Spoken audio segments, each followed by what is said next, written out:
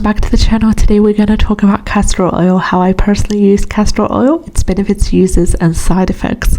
So we're going to discuss this wonderful oil. I've personally had my own personal experience using it. I've used it on my knees, I've used it on my painful joints, and I've used it on my eyelashes, and it has remarkable benefits. Let me tell you that this wonderful oil is filled with natural antibacterial properties. It also contains a high content of ricinoleic acid, making it a potent, powerful remedy for various problems as well. It's also crucial to understand the benefits as well as the risks before using it into your routine, so this video will help you to understand more. Castor oil is highly beneficial for your digestive health as well, and it also acts as a potent laxative to relieve constipation, and this was the traditional way of using castor oil. However, it's not advised right now to take castor oil internally. And why you take it internally when there are risks to that, when you could also take it externally with less risks, and the results will be absolutely amazing for your hair, skin and nails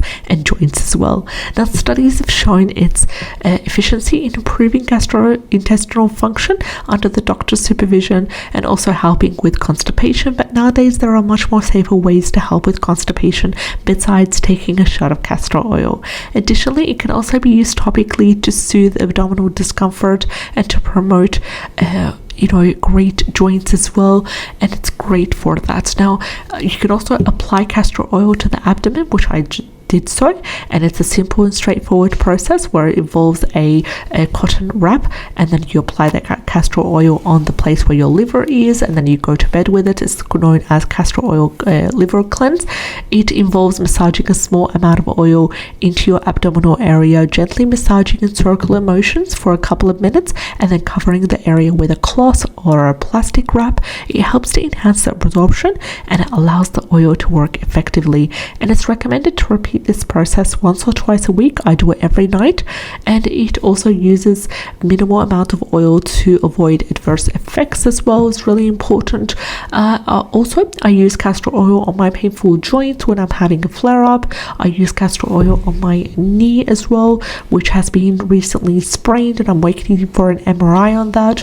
And I do notice that when I use castor oil on my sore knee the next morning, and also for about the next 2-3 days, there is less flare-ups, and I'm able to, like, my joint mobility has been improved as a result of using castor oil, and I strongly believe so.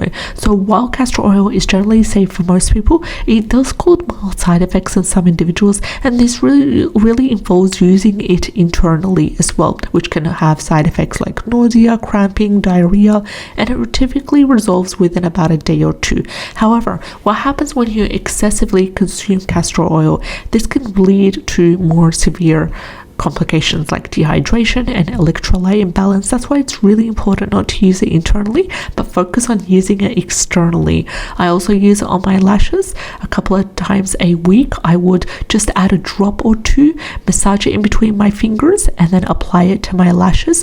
Make sure I take away the excess oil from my lashes, so just literally like lather them with a really thin layer as well. And that really helps with lash growth and eyebrow growth, and growth of the hair in terms of the hairline. If you want to grow your hair as well, the baby hairs, it really helps with that. Now, consistency is key. Highly recommended you give it a try, and let me know if you tried castor oil for anything and what has it worked in what way for you in the comment section below. I'll see you in the next one. Take care and have a great day.